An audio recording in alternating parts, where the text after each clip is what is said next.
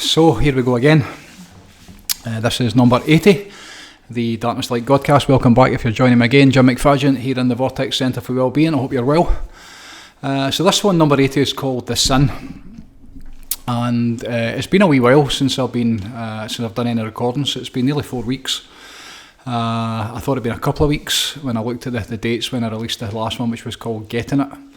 And that was off the back of a real prolonged period of, at the time I was, flying, doing fantastic, doing great. And then the kind of wheels come off, thanks to one reason or another. And then I had a period of probably 2 or 3 weeks where I was really struggling with it and trying to keep my head above water. And trying to keep, doing this, doing the work and putting, the output that I do every single day, just for myself and for the work that I do with the community, and then all other people that are coming in, from outside the community, those that are, looking for help. And I got to the point where I really you get to a place where you've got nothing to say. That's what it felt like. It dried up. I was facing burnout, absolutely. So tired in so many different ways. Exhausted mentally, emotionally, absolutely drained.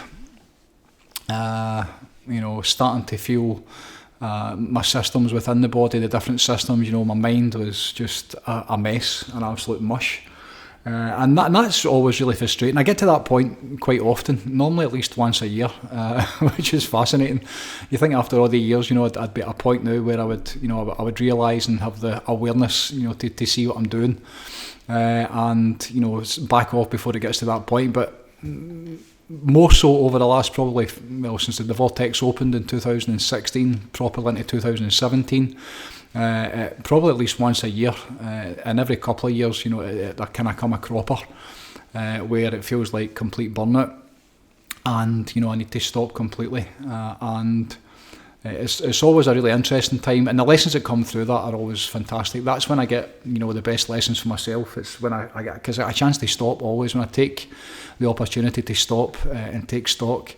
And see, okay, where did I go wrong this time? And, how did I get to this place? And, what could I have done differently? Or what will I do differently in the future? It's always the same reasons that I get there. The desire to help others and the desire to pass on these tools and techniques to others and help others find relief is the reason that I always seem to get to that place. That's the literal reason. That's the fact that I get to a point where I'm giving so much of myself away.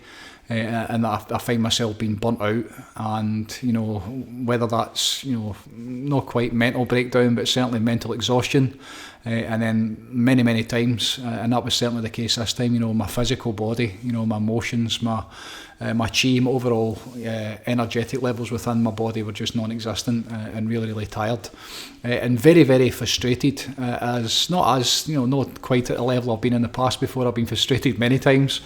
And that normally comes on the back of looking to go into a partnership with somebody, or to look to give my services within the Vortex, and to stand beside somebody, or be in their environment, or give myself away.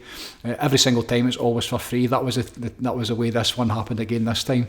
Just the desire to go in and an opportunity to get involved in a charity, and really thinking there's so many things that we could do here, not just myself but the entire team, and then it really fell flat on its face, and then it seemed to revive itself, and I thought, right, okay, this is meant to happen, and the way that it unfolded was brilliant. The way that it was all, everyone was lining up, was like almost too good to be true, which sometimes it is. And it was this time, and then it fell on its face again, and it seems to have landed that way, and whether it's going to be resurrected in the future, I don't know. But the lesson's always the same every single time when I get to that place. It's like, with this work and the tools and the techniques that I share and what I teach to my community, or the people that come, through these doors, for whether it's a one-on-one or group sessions or whatever it is, if you ever hear me speak, and my intention to take you through a process, one of the things that I teach, one of the first things that I teach is selfishness, and really getting it for yourself first, and tending to yourself first, which means looking after yourself first.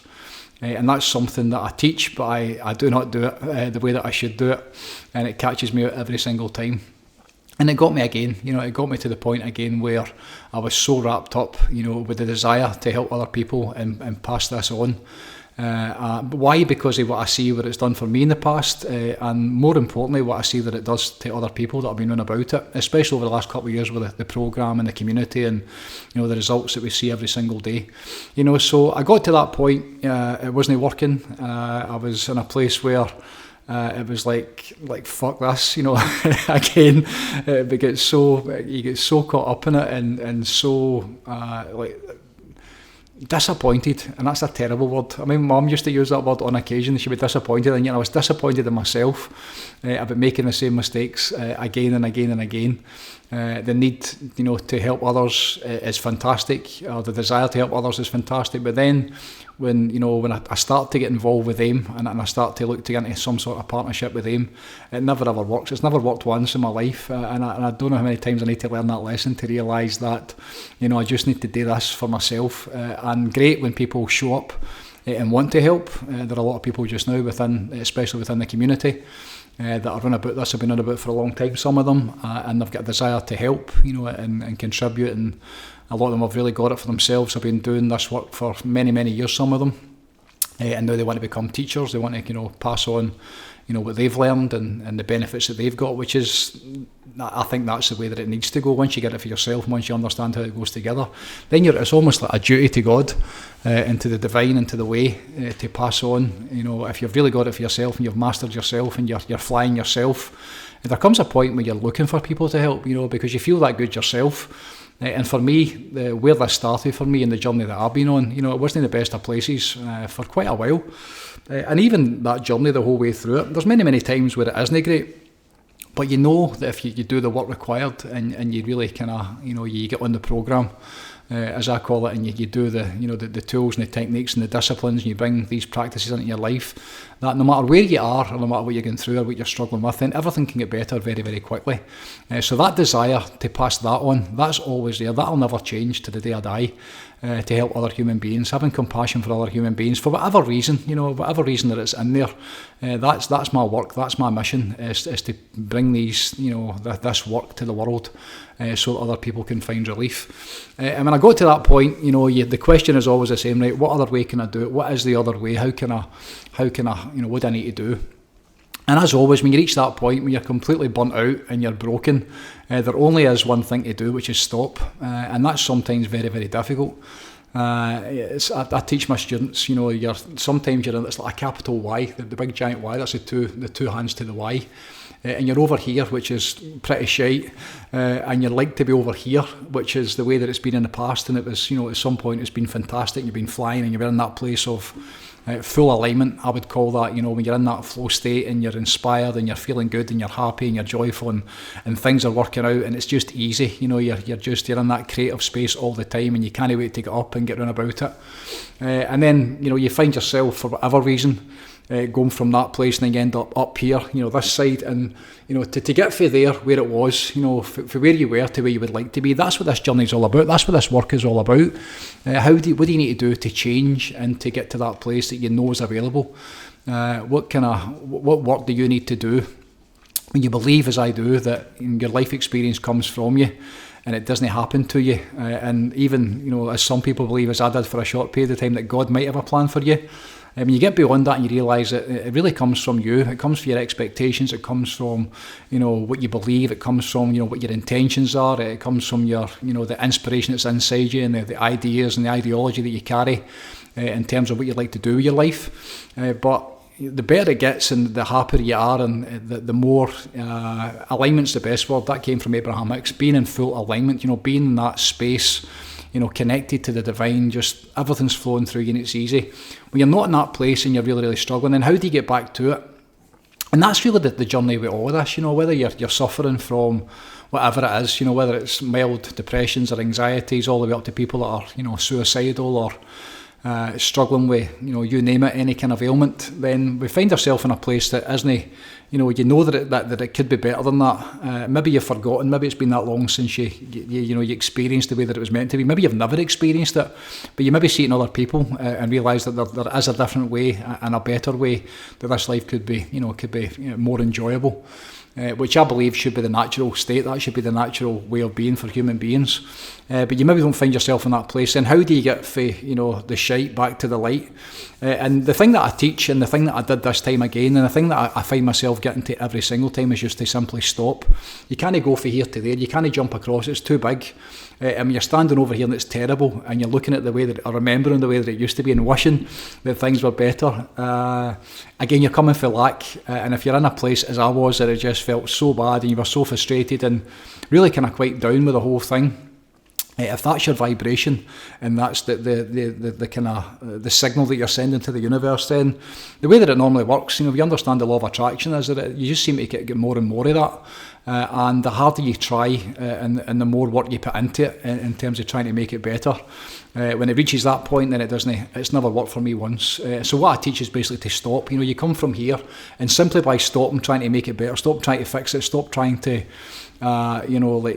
get back to the way that it's available, and just give yourself a break, a complete break. And that's what I did this time. And what you find is you slide yourself back down to this kind of neutral place when you're not trying to get it anymore, and you're not trying to, as I am, trying to take this to the world and try to help heal the world in any way that I can, be part of the solution, and then offer these tools and techniques to the world. But when that's not working, then the thing to do is to stop. And that's difficult for me because I'm on this all the time. It never ever stops for me. 24/7, a lot of this journey has been, including sleep, the meditation as soon as I'm up in the morning time, and then all day, every day, all I'm thinking about is this work and how we can get it to the world, with the desire to help people. It's the compassion for other people, and the suffering that people are going through, and knowing what this has done for me. Then at that point, it's how do you pay it forward? So to actually stop that, to give myself a break for that, to stop everything completely, is very challenging in the beginning, but then you realise that that's the only way, to get through this. And back to basics, back to looking after myself, back to tending to myself, giving myself the opportunity, to basically take a breather. And for me, the way that it all kind of crashed in on me, and how tired I was this time around. Physical body, mentally tired. My sleep wasn't great. My meditation was non-existent at one point. I felt like people that have been, they're just starting, they're sitting just shutting their eyes, where I wasn't connecting at all to it. I was really kind of separated from that. And again, it's great to take a break for that now and again. That hasn't happened many times over the course of the last, 27, 28 years for me. My spirituality and my connection to the divine and the work that I do as a soldier of God, to bring this to the world, that's always there. No matter what else is going on, that's always there. But every now and again, it's nice to get away from that. It's nice to take a break for it, because as one of my teachers said to me a long time ago, you need to be very careful when you work for spirit, when you work for the divine, because it'll have you doing nothing else but that. And that's certainly been the case for me at huge parts of this year. We're already now, what is it, April 23rd we're on just now, 2026, so we're making our way into spring, and for a huge chunk of this year, it was very much like full speed ahead again, like really kind of driving it within myself, flying within myself, on all sorts of fronts. Obviously the spiritual side was fantastic, but the kind of physical human being side as well, but it gets to a point where, I call it full God, where that's all you're doing, and your entire life is devoted to the divine, which is great. That's somewhere I would like to finish up during this life experience. In the past, and my experience of it over the course of my journey, and the way that plays out for me is that's really difficult to do. That's what the great saints do. The great saints, they work for God and nothing else. They basically sign their life over to God. And that's something that I've done for periods of time during this journey, but it's something that I always struggle to maintain for long periods of time. And it's like every waking thought, and every time you're in sleep, your meditations, your diet, what you're thinking about, when you become devotional, and then you become really kind of like a vehicle for it, almost like a tool for it, and then it starts to come through you in a very specific way. It can move so fast that it's difficult to keep up with, and that was the case for me this year. It really became a wee bit too much again. So it was a kind of gradual process of getting away from it. My body was tired, really having to do things in a different way. Ended up, I had an infection in my tooth. That started a couple of weeks ago. I've had bother with my teeth my whole life. dental trauma. I was in primary school, got a tooth out, which was a nightmare, and then ignorance, really just not really being aware of how to manage and look after my teeth properly, my gums. And as a result, then the problems that I faced, as well as, modern, the techniques that they use in dentistry. About probably 5 or 6 years ago, I had 9 fillings, so mercury fillings, the metal fillings in my mouth. When you look into mercury and you look at, to think that they're in your, and even root canals. I've had a couple of root canals in the past, and now what I know about the damage that mercury does to your system. And then when I found out about it and really had enough money and enough courage to go and face my demons, and found a holistic dentist, Stuart Wright, who's based up in Oban, an incredible human being, a force for good. He's my dentist, and he took my fillings out probably 5 or 6 years ago. And since then, there was a couple of old bits of dental work that were needing repaired and replaced. Ended up getting a bridge fitted, and the whole thing it's just been a bit of a nightmare. And even to this day, I suffer with one or two teeth that I've been nursing. For I asked Stuart to take one of the teeth out probably 5 or 6 years ago, and when they take it out, and it's something that I face every single day, is a wee bit of toothache in this one tooth. It's horrible, and it's something that needs addressed very, very soon and dealt with. So this couple of weeks ago, I felt one of at the very back, up the top, an infection developed, and just the result of being run down, the result of being tired, the mind suffers and the body starts to cry out, and ended up I had to get a tooth out a couple of weeks ago. What was that, 10 days ago now. The pain I was in for about 3 days was just horrific. It was just absolutely unbearable, and that's just the evidence of being run down again and doing too much and not tending to myself and not looking after myself the way that I should. And I do it. The way I do it day by day, every single day. If you to see the practices and the protocols that I do for my own health and well-being, you would think, how could you ever get sick? And I don't ever really get sick. I really don't. It's always the work that catches me out. It's always the emotional involvement. When I work with people, you're in with them. You're in at a heart level. You're in at a soul level. And it took me a long time to not take on their stuff. But again, that's very difficult, especially within the community, where some of the people, I'm seeing every single week. Some of the people you're seeing every single day in meditation and the private groups that we've got. So of course you're connected, and I do believe that you take stuff on. That's something that I've always done, with the desire to try and help people move through things. Then empathy and compassion for them when they tell your story. And I've spoke about it on here before quite a few times. I believe that with intention you can go in and help somebody. When you're in at that level, you're in at a heart level with them. You're in meditation with them, sitting in meditation, whether it's online or in person. And I absolutely believe that you can help them shift it. And sometimes in the past I've taken on some of that myself, and I find that very difficult not to do that, especially when you get to know these people and you learn what they've been through, and you grow to love them as human beings, as I do with so many people now, the ones that are within the inner circle. There's so many just now that when I say brother and sister, spiritually that's absolutely that's fact. But from a human being perspective, when you're going through this stuff and they're going through it, and you know what they're going through, and you're part of their healing journey and their intentional journey, and especially me as the man that's bringing it through for them and helping them and teaching them, then I don't know how you can get involved in that. And I've known a couple of teachers, one of mine in particular in the past, a fantastic teacher, but just didn't get involved, wouldn't take it on, and it became a really, really close friend of mine. Worked with him for many, many years, but I'm pretty sure if I never called him or messaged him ever again, he wouldn't contact me. And that's just the way that he does it. He's got his own thing, he tends to his own thing, he's a wee bit older than me. He doesn't get involved at that level. Maybe that's the right way to do it, I don't know. For me, I've been right in there, and right in the trenches with people, and helping them make their way through stuff, whether it's releasing the trauma, or whether they're suffering, getting the grieving coming out, or whether the pain and the suffering is standing beside them and going through it with them, and many tears over many years, and a lot of pain and suffering from myself.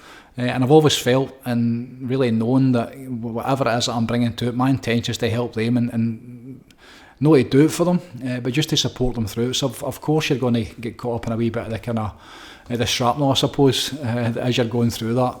That's just the way that it's been for me. So when I decided to stop and gave myself a complete break, that was difficult as well because of the community. We've got live meditations 24/7 every single. There's a sacred space meditation within Zoom that I'm on there every single day, just about.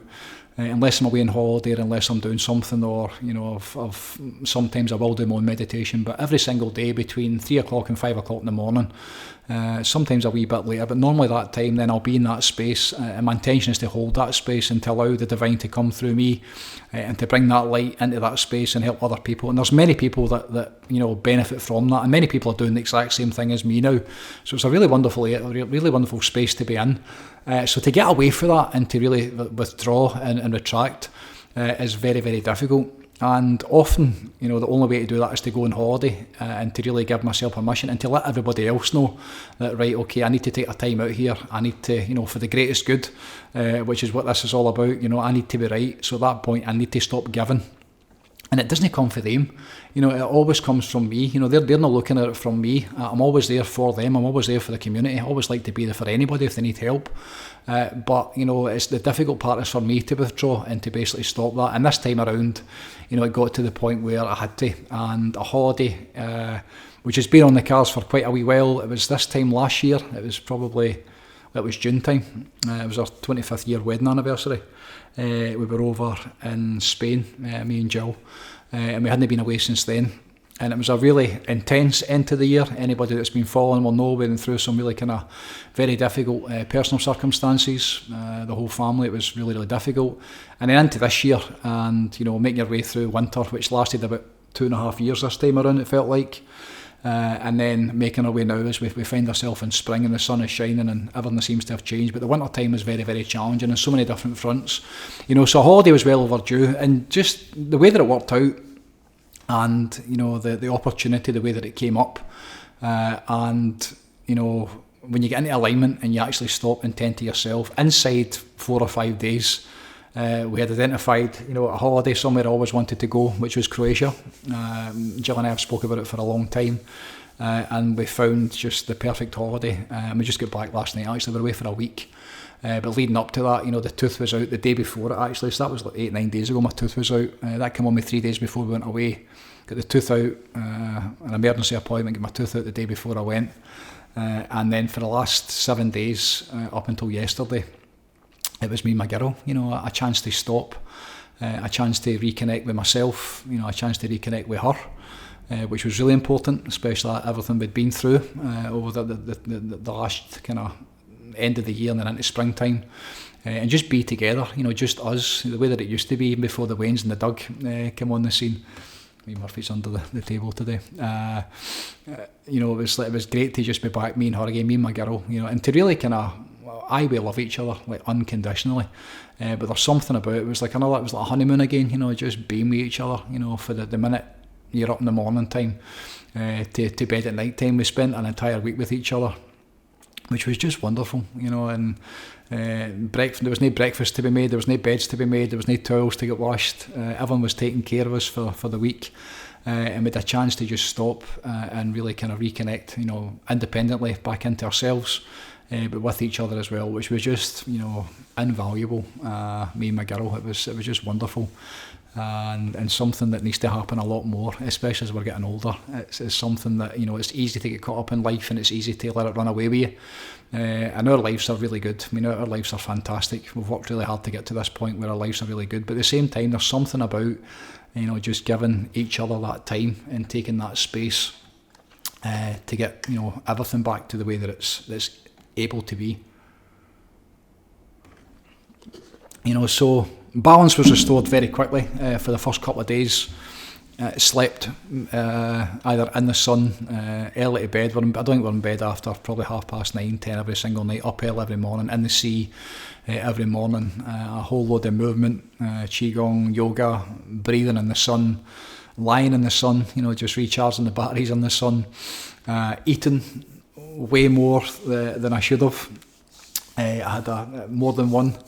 On one occasion I had a wee glass of beer with my dinner, which was magic. It's something I don't do. I don't drink. I'm not a drinker. But I like a beer with nice food on occasion. Sometimes whether it's a Mexican meal or if you go for an Indian or depending where it is, and over there was the wee kind of crow up beers, a wee half glass of beer were just absolutely wonderful. Not to get drunk, I think the most I had was one at night with dinner, but it was just nice to give myself a break and to be away from everything, to not have that like intensity of the devotional journey, and like just be a human being, like stop and be a human being, and interestingly enough, my meditations, the strength and the power and the alignment that I experienced inside the first day of being there with my meditations, which normally as soon as I wake up, again this morning I came back, it was 4:30 this morning, I was up downstairs. You don't have that luxury over there because you're in the hotel room we were in. There was a kind of seated area, a separate area, which you're in the same space as each other, whereas when I'm doing my meditation I'm normally alone. I'm in the group with Zoom, but I'm normally sitting on my own. So to be in that space with each other, so meditation became kind of wake up in the middle of the night and then just, as I many times, 2-3 o'clock in the morning, didn't even know the time, just sitting up in bed and sitting in silence with the doors open. The waves were right outside, the ocean was probably 70 or 80 metres for the balcony of the hotel room we were in, and just listening to the waves and the silence of just that space of being on holiday was just absolutely wonderful. And then you take away the pressures, all the external pressures of the stuff that you need to do, the dog, no offence Murph, everything that's involved in her, the walks and the feeding her and looking after her and bathing her after every walk, and then all the washing that needs to get done in the house, the wains, cooking, shopping. I mean, for the whole week, even on holiday for the first time ever, I never hired a car. I normally hire a car and we go and explore, but because of where we were and the infrastructure over there, we went to Dubrovnik, which was just a wonderful place. What a place!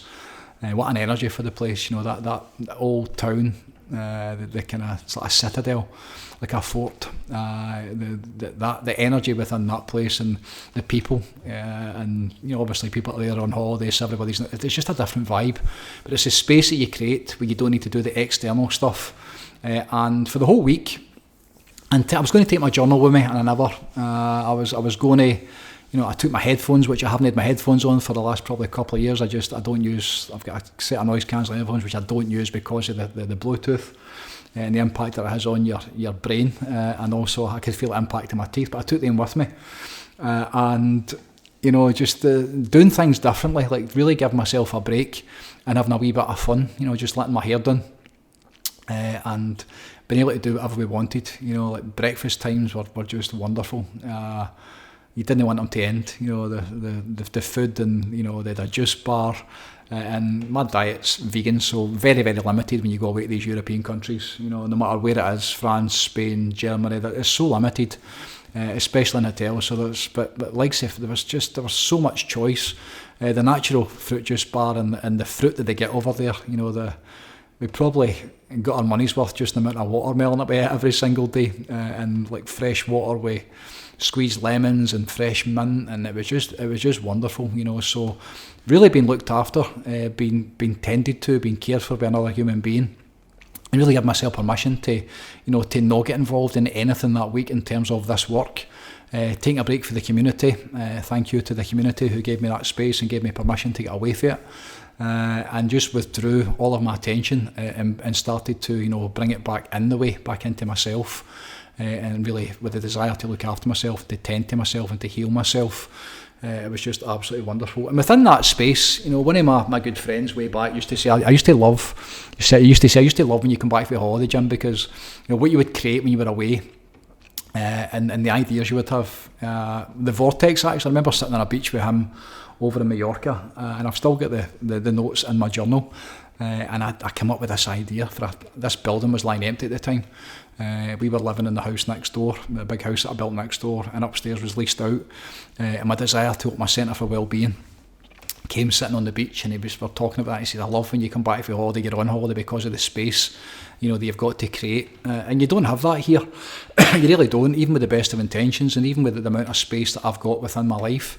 All the stuff that I mentioned, between the dug and the wains and the looking after your house and looking after yourself and the work that I do, it's very restrictive in terms of the time you got for yourself. So, having a week of just me and Jill, having time to stop, having time to really reflect and see where I was, as well as, without, being too intentional about it, start to design, what was next. That was a really important kind of phase for us, was me and Jill talking about, where we're at and what the plans are going forward, and especially with the Vortex.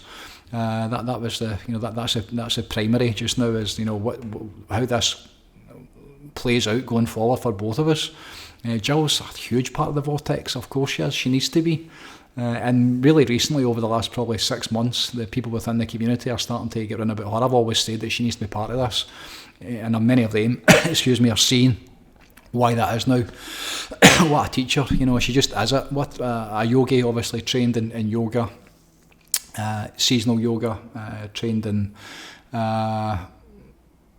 yin yoga as well, practices yoga every single day, 2-3 hours every single day is not unusual for Jill, but just the fact of who she is as a human being, just that pure light, that goodness that she is, to get a chance to be with her and appreciate her, somebody who just makes things better, somebody who's just fun and happy and joyful all the time.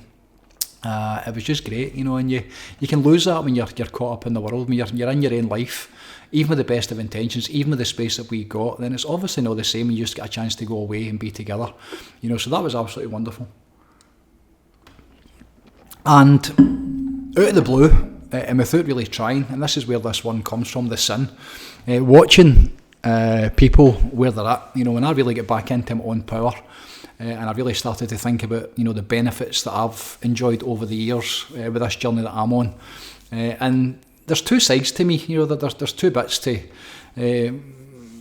one of my teachers, in fact, my master, the spiritual master, Babaji, says that a human being needs 2 wings to fly. The human being side of things, absolutely, but also, the spiritual side, the spiritual journey. So you need both of them to be a real kind of, to get it in this lifetime. And that's been my journey, it was very much for the first 24, 25 years, it was all about the ego and the human experience, the human being, the footballer, the guy, the stuff, being successful, the money, the cars, the distractions, the illusions that we think make us happy and fulfill our life. And I was blessed, as many as when I was 25 years old in 1986, and lost everything, almost including my life. And then after the back of that, coming out the other side of that, then I had to find a different way of doing it. And then from personal development, which was great, that led into spiritual development, and spiritual development for the last probably 25, 26 years is what this has been all about for me. Discovering the divinity that's inside of me, discovering what God was, discovering and creating a relationship with the divine, and then eventual enlightenment, which is that real knowing through direct experience of the divinity that I carry inside me. And then the result off the back of that, once I got it for myself, was the desire to let other people see that it's not just in me. If it's in me, then it must be in you. And because of what I'd been through, name the traumas, name the stuff that I've been through in my life experience, what it done for me and how it healed me. And growing up playing football and on the building sites and in the pubs and the drink, drugs and no rock and roll, techno, dance music, the living that life and really, the 7 deadly sins, and then coming through the other side of that and then really becoming devotional for the last, what's been nearly 30 years now. I've been on this bit of my journey. So more than half my life, I'm 55 now, so more than half my life has been devoted to the light side, the spiritual wing of this experience. And it's been fascinating to really, for me, to be able to see things the way that I now see them. And that's what came up during the holiday.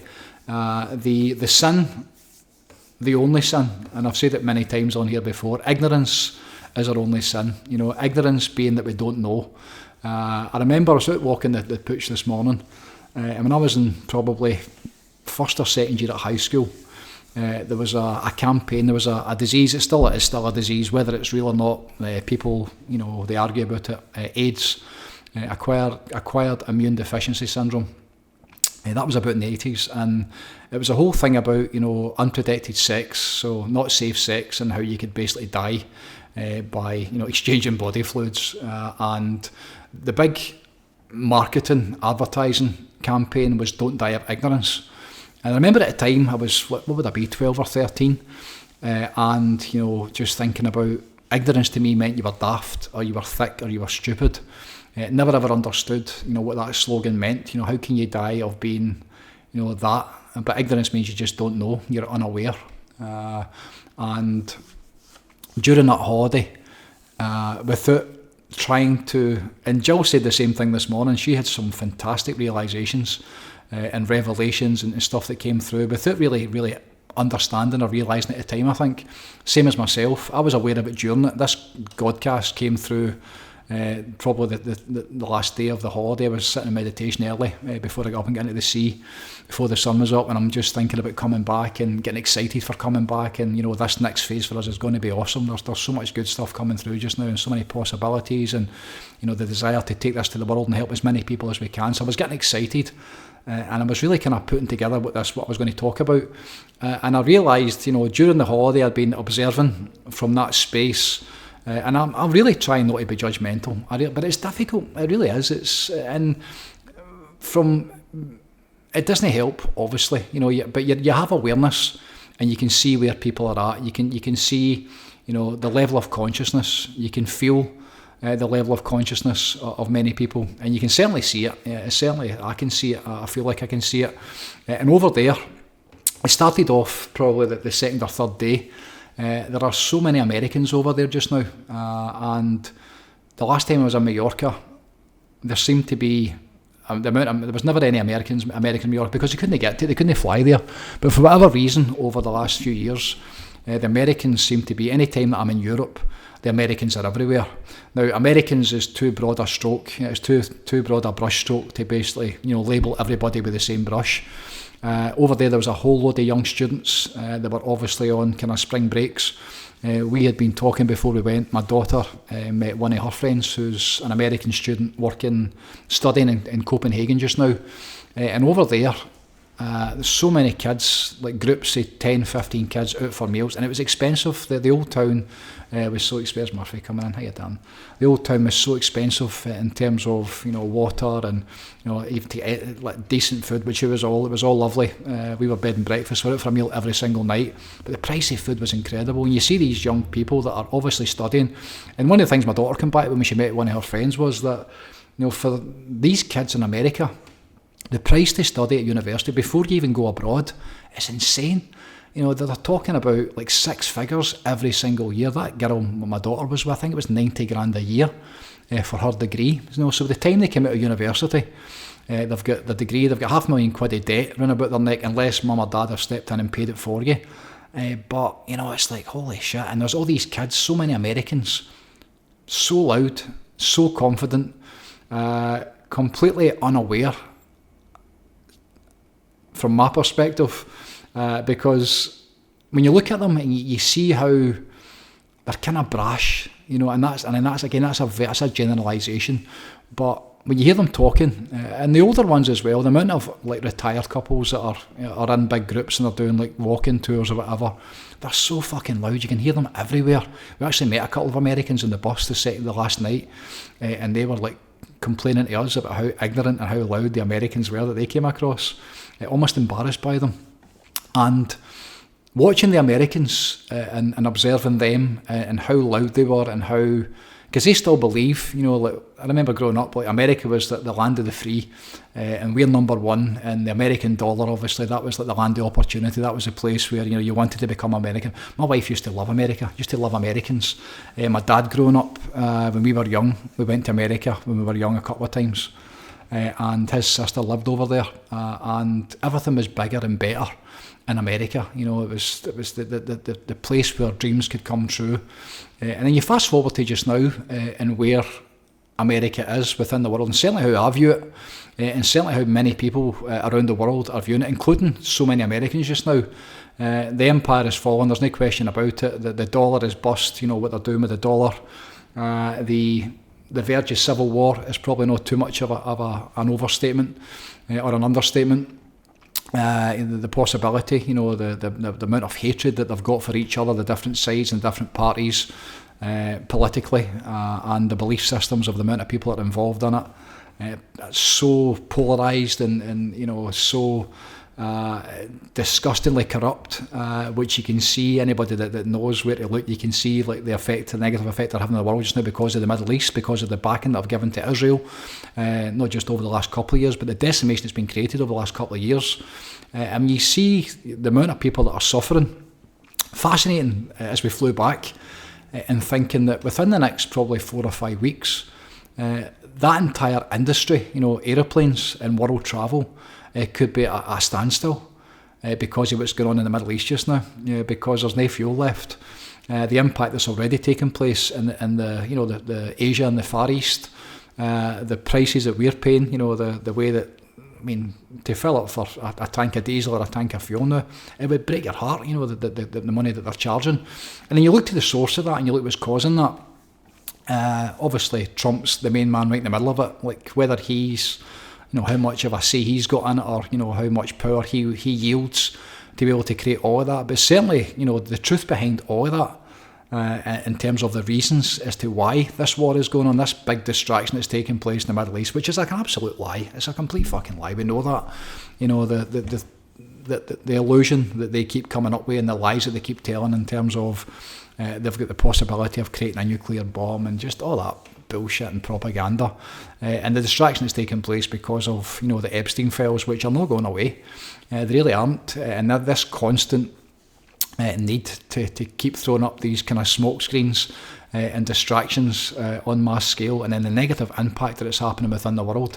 The point of the story is, if I was an American just now, and I wouldn't be going on the way they're going on. There needs to be a wee bit of humble pie, and I'm watching them. I'm listening to them every level. For kids, university to, and where they're from. Because they can't wait to speak next. They don't even wait till the person next to them stopped. They're basically jumping in and they're talking over the top of each other. And it's just that ego level of consciousness. That third dimension. As Murphy just knocks the camera. The third dimension of me. My ego, what I think, the amount of times I heard that, I think, is just makes me want to throw up when I hear somebody speaking like that. And the groups, the elder people as well, the retired people that are going about, and you can hear them halfway down the street, and it became very clear to me that, again, ignorance is their only sin. They don't know. Americans have no idea what's going on in the world. It's an entire continent, and most of them are getting their information, I would suggest, through the mainstream media. They're getting it through either Fox News or CBS or wherever they get their news from. So they don't know what's happening within the world, because if they did, they wouldn't be as loud as they are. Absolutely, no question about it. So that was aware of that, as I was going through it and just watching them and seeing them, and then I started to realise that Croatia is such a beautiful country. It's you can tell the people have been through all sorts. You can see it in them. They're kind of hardy people. They're very much an industrial. There's an industrial, hard-working feel to them. And not that long ago, 1991, was it 5 or 6 years it lasted? The early 90s, Yugoslavia. When you think of the size of Yugoslavia and all the different countries and the scale of the area. That it basically occupied, and then again a war. That was. I watched a really learned spiritual teacher not that long ago talking about that and why that had to happen. Why they basically broke up Yugoslavia, and they made it a holy war. They made it about religion again. So Croatia and Bosnia and all the different countries run about there. What a vast area, and how it's all separated now. But you can actually still see it. There's a whole load of different. There's a war museum over there, and there's still evidence. I think some of the rebuilding is still taking place in certain areas. They certainly don't let you forget about it. They talk about it often. You can see it in different bits. And good people. Place was just spotless. Just mannerly, kind, hard-working, honest people. Just beautiful people. They really were. For the people that worked in the hotel, to the people we get a bus to and from the old town every single night from the hotel we were in. So you're right, nobody really drives. There's not many roads over there. The infrastructure, because it's built on the side of a mountain, certainly where we were. So you're in the community, you're getting home with the school kids that are in the buses. You've never seen as many people in a bus in your life. There's probably 60, 70 people standing in the bus, so you can't move. And you can feel, when you've got awareness, you can feel where somebody's at, and you can kind of tune into them. Working people, whether it's, the people that are working at the building sites, you've got business people going. It was a fascinating experience. But watching people over the course of that week and seeing them as the observer, looking in on them, very, very clear that so many people in this world, this has nothing to do with creation, this is the world. So many people are only aware of one way of doing it, of one way of living, of one way of being. And that's from the lower level, ego level of consciousness, the self, the lower self. They believe who they are is their name, is their identity. It's so wrapped up within that life experience, whether it's school, whether it's your job, like trying to make your way forward, trying to better yourself, trying to be successful, trying to get the things, trying to get the stuff. And so clear to me over the course of that week as I watch people, how wrapped up we are in our own life experience, in our own heads, in our own story, in that lowest level. And the whole world, it got me thinking about the percentage of people within the world that's what they believe their life to be. Which, maybe that's what this realm, maybe that's what this world, this realm is all about. We come here and we progress up through the different levels, and then eventually, hopefully for some people that they get to a certain point where they realise that, that's very, very elementary in the early stages of consciousness. But for so many, that's just the way that it is. That's just they go through their life. And when you come at the end of that life experience, even if you've got everything and you achieve, the complete success of this world, the money, the stuff, the toys, the accolades, whatever that is, at what point do you get to realise that, right, okay, it might have been fantastic for that level, but when there's another way of doing it, and there's another way of, when you understand the two wings, the two separate wings, and you understand that that's only one of them, the lower self, the human experience is just one of them, then so many people have no idea. Simply through ignorance, there's a different way of living and being. On the buses and watching people, I'm thinking, I wonder how many people meditate. I wonder how many people understand what God is. And that's a huge Catholic country, Croatia. The minute you get on the bus for the airport, there's rosary beads everywhere. There's churches every 3 feet. I was standing outside, which is a great pastime for me in holidays, standing outside shops. It's Jill Browsey's, and there was a wee tiny church, St. Teresa Church. It was like it was in Croatian, but it's the interpretation was something that was like a silent space right in the middle of the old town. Tiny wee church, probably 4 or 5 metres across, by maybe 10 metres long, up one of the wee kind of side streets. And we were in it the first day we were in, and my mum went in and lit a candle for my mammy. I dusted down my Catholicness for a wee 2 minutes and lit 2 candles, which my mum would have loved for her, and just stood for a minute and just kind of tuned into her, and which was great. And those are sacred spaces. They're beautiful. The intention behind churches and people praying. And then 2 or 3 days later, I'm standing outside the shop, and Jill was in buying her mum a couple of wee things, we give souvenirs, and I'm standing outside and I looked, there's the same wee church. It was in just a tiny wee doorway, and you could see the kind of altar behind it, and there's a woman in it, just one woman in it, and I'm just kind of tuning. I'm standing in the sun and I'm kind of not really paying attention, but as she got up, she moved to the side of the aisle, blessed herself, and then she went down on her knees and she bowed and stood up, and it was a real kind of, it was like a ceremony.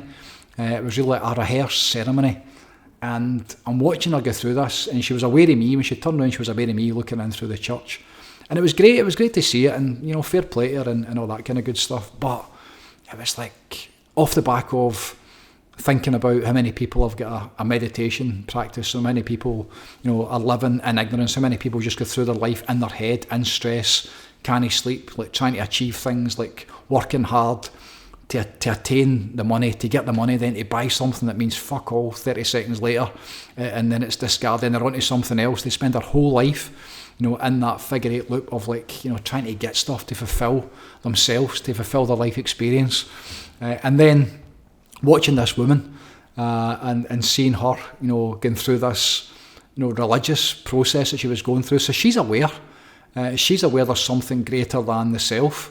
But then, you know,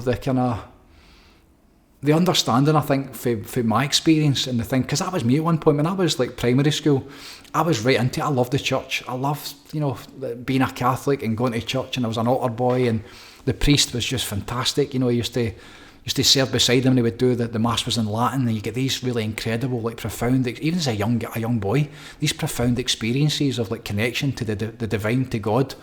And watching this woman kind of brought a lot of that back, and remember what I used to get.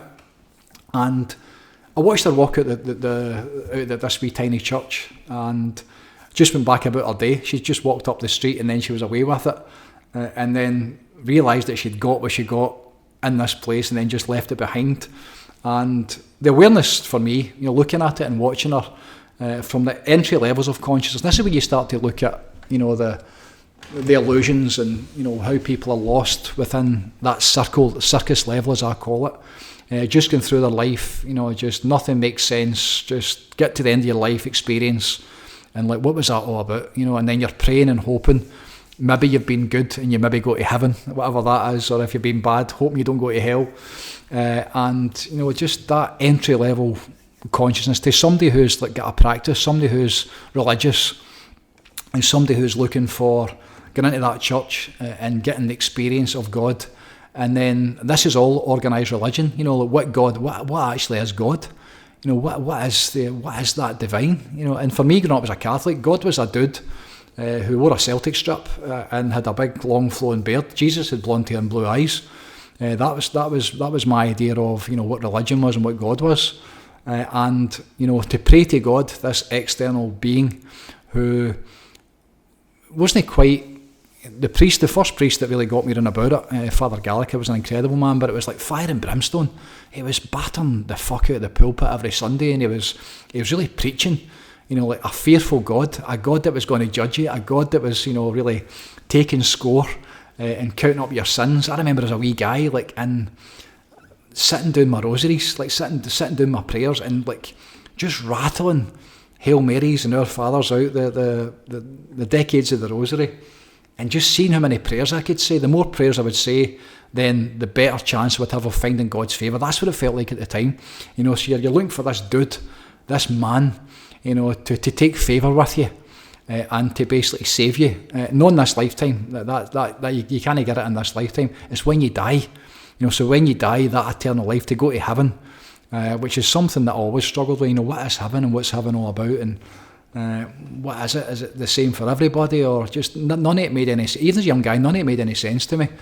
You know, so to watch this woman, to watch her go through this whole process, and then thinking back to the Americans and the people that are on the buses that are just going through life in ignorance, just making their way through this illusion, and then one day they'll wake up and it's done and dusted, and like, I mean, what a fucking waste. Or maybe not, you know, maybe that's where, you know, the Indian philosophy, the yogic philosophy, the thousands and thousands of lifetimes that it takes to make your way up to the understanding and the direct experience of what God actually is. And for me, it's kind of, I suppose there's a kind of sadness, and this is where this work and what I'm really trying to do with this, or at least trying to offer it for those that are looking at it. I know now, again, that you can't negate to anybody. I know that. It's so difficult. And that's really kind of, it's almost tragic to me, because the two wings that we need, you know, the human experience, great. I was a human being there for the last week. It was brilliant. Obviously, I'm still a human being, but my priority was like, let's go and enjoy breakfast. Let's go and lie in the sun. Let's go and swim in the sea. Let's, you know, go for a nice walk and get an ice cream at night time. It was brilliant just being a human being. There was not a lot of attention or focus put into the spiritual side of things, there wasn't. But that's off the back of me putting the last, you know, 28, 29 years into it every single day, and getting the direct experience of what the divinity is. Knowing that divinity is inside of me, and knowing the truth of what I really am and who I really am and all that I really am. And at that point, you know, you get to go between the two worlds.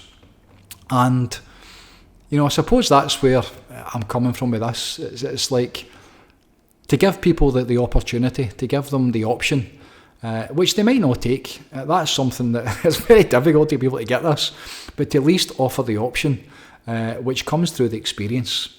That's the challenge with it. It needs to be the experience, like the clown level of consciousness, you know, just in the circus survival, and then the aware ones, you know, the people that are that wee Catholic woman, that wee Tim that's in the church in Dano, or it was such pageantry. And I could you can feel when when I sit in meditation beside some of, the really advanced, Joe Dispenza said, advanced meditators. I know a lot of people that are enlightened within this program, within the community. I know a lot of people who've experienced the divinity, that have felt it, that have seen it, that have became it. I mean, I sit beside them and the divine bliss is coming through them, that divine light and grace and goodness that is God. When they're embodied and as one with that, there's a certain frequency and a vibration and a force, like a life force or an energetic force that it's palatable. You can almost see it, and many people can see it. I can't, unfortunately, but I can feel it. And then when you see this woman going through all her, this stage, like bowing and like right, and it was just like, fuck that. There's nothing in that. There's nothing in that. And the whole thing is, it's like she's trying to get that from the external, which is what all organised religion is. You go and you bow before God, and you're the subject to God, and you pray to God, and you hope that God, gives you favour and blesses you in some way or answers your prayers. That exchange, if you do this for me, God, I'll offer up these prayers or sacrifice for you. And the next level up for that, is to realise that the divinity, the kingdom of the divine, and the divinity is inside of you. So it's an internal process. You don't need to sit in a church. You sit in meditation, as I did this morning, whether it's in the hotel bedroom last week in the middle of the night, or whether you're lying on the beach or sitting on the beach in the shade during the day, or whether you're sitting in bliss. Many times over the course of that, I'd be sitting just for 5 minutes, even on the bus, and there'd be people everywhere within your space, and you just sit and shut your eyes for a couple of minutes, and let go of the illusion, and go deep inside yourself, reconnect back into your heart, back into your soul, and then you can feel it. Which is how you experience it. It's the feelings. That's how you get it. You can't get it in your head. You can't get it in your mind. The ego can't get it. It's a different level for that. So you need to feel it. You need to experience it within your emotions, within your nervous system. And that for me is the offering. That for me is what this is all about. Is to give people the opportunity to experience it, not just to talk about it. Talk is so cheap. You can't get it for the books. You can't get it for somebody talking about it. Sadhguru was somebody that I started watching probably 10, 12 years ago. And great stuff. It's the stuff he talks about, fantastic. But again, it's like it's often when I watch him, it's like, and a lot of the stuff he's doing that I don't like, about the way that he communicates stuff, I don't like. But when they talk about, that's fine for you. Like you've obviously got it. But what about me? If it's in you, then it must be available to me. So at that point, it's like, what are the stepping stones? Like how do I get what you've got? And that's what this is. That is all about the experience. This is what I'm trying to do with this, is to give people the experience of it, to take out their head, to switch off the stress, to reconnect back into the heart, to reconnect back into the soul, to remember. I say it till I'm blue in the face. Like there's nothing to learn with this. Because it's already there. It's all about remembering. We need to remember that divinity that we brought into this world. And once you experience it once, then the whole game changes. And at least to have that experience, and then have the choice, having the options as to whether you want to live that way or not, but to know that it's always there. And that's what enlightenment is. Enlightenment is the direct experience of the divinity that you carry inside you. And in my experience, it fixes every single thing that it touches. This is where Joe Dispenza is having miracles every single day. People are tapping into the field, which is, consciousness, God's expression being manifest through consciousness, through the quantum field.